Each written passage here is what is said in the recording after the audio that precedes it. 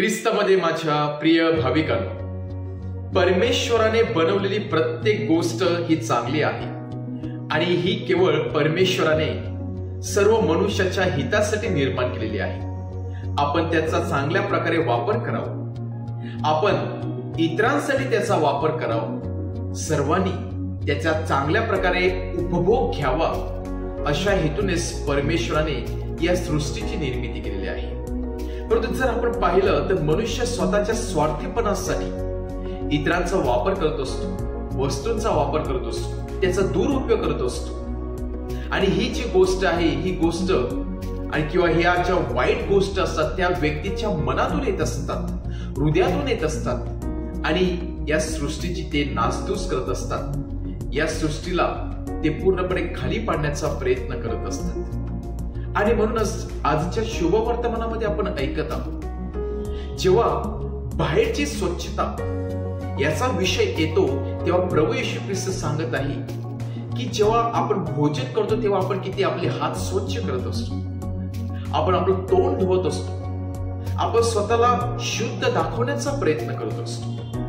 परंतु जे आतमध्ये लपलेलं आहे, जे आपलं संपूर्ण शरीर विटाळत असते, या सृष्टीची नासधूस करत असते, या अशा लपलेल्या व्हायरसकडे मात्र आपण दुर्लक्ष करत असतो.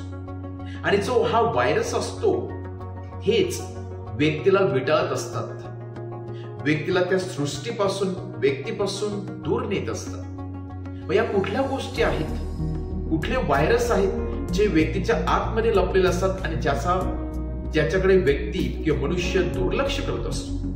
हे व्हायरस म्हणजेच वाईट भावना, राग, द्वेष, मत्सर, कलह, या सर्व गोष्टी या व्यक्तीच्या आतमध्ये लपलेल्या असतात आणि तेव्हा त्या बाहेर येत असतात तेव्हा ते माणसाला पूर्णपणे विटाळीत असतात.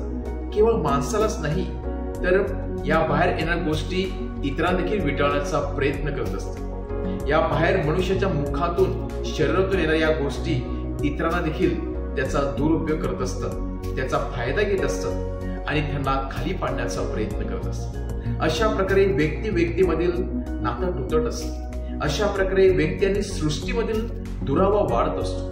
आणि म्हणून प्रभू येशू ख्रिस्त सांगतो, जेव्हा आपण स्वतःची काळजी घेत असतो तेव्हा आतमध्ये ज्या गोष्टी लपलेल्या आहेत त्या आपण शोधण्याचा प्रयत्न केला पाहिजे, की ज्यामुळे आपल्या जीवनाची गती थांबत असते, ज्यामुळे आपण स्वतः सेल्फिश बनत असतो, ज्यामुळे जणू काही आपल्यासाठी सर्व काही आंधळ झालेलं असते आणि आपण त्या सृष्टीपासून दूर जात असतो.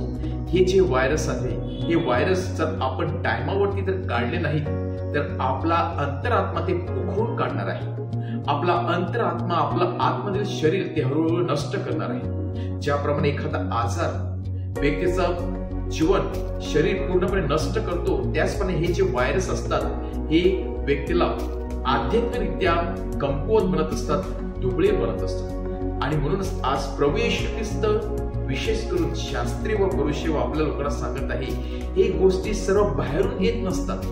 व्यक्ती अगदी सोप्या रीतीने, सहज रीतीने बाहेरच्या गोष्टीला दोष लावत असतो की त्यांनी मला हे केलं म्हणून, किंवा ती व्यक्ती तशी होती म्हणून, त्यांनी मला त्या ठिकाणी नेलं म्हणून मी तसं झालेलो आहे. परंतु या गोष्टीपेक्षा आतमधून जी इच्छा आपल्याला निर्माण होत असते, त्या इच्छेवरती जर आपण ताबा ठेवला नाही, त्या गोष्टीकडे आपण दुर्लक्ष केलं तर ह्या गोष्टीमुळे आपण कमी पडत असतो, या गोष्टीमुळे आपण कमकुवत पडत असतो आणि आपण मात्र दोष इतरांना देत असतो. आणि म्हणून प्रभू येशू ख्रिस्त सांगत आहे, स्वतःच्या जीवनामध्ये डोकवण्याचा प्रयत्न करा. बाहेर किती देखील गोष्टी असतील तरी सुद्धा त्याकडे दुर्लक्ष करून स्वतःच्या जीवनामध्ये काय आहे ते आपण शोधण्याचा प्रयत्न करूया. अशी जे व्हायरस आपल्यामध्ये लपलेले आहेत ते बाहेर काढण्याचा प्रयत्न करूया. आणि जेव्हा आपण आपल्यामधील लपलेल्या व्हायरसचा शोध करू, आपल्यामधील लपलेल्या दुर्गंधाचा शोध करू, तेव्हा बाहेर कुठलीही गोष्ट आली तरी ती आपल्यावरती कुठल्याही प्रकारची ताबा मिळवण्याचा प्रयत्न करणार नाही, इम्पॅक्ट करण्याचा प्रयत्न करणार नाही, कारण आपला स्वतःचा आपल्यावर ताबा असणार आहे. आज परत एकदा ज्याप्रमाणे आपल्या बाह्यरूपी शरीराची आपण काळजी घेत असतो, त्याचप्रमाणे आपण आंतरिक शरीराची काळजी घेऊया, जीवनामध्ये डोकावून पाहण्याचा प्रयत्न करूया आणि जे काही आपल्यासाठी अडसर आहेत, जे काही आपल्या या आध्यात्मिक जीवनामध्ये ब्लॉकेज आहेत ते आपण बाहेर काढण्याचा प्रयत्न करूया. आणि त्यासाठी आपण विशेष परमेश्वराकडून शक्ती व कृपा मागूया. आमेन.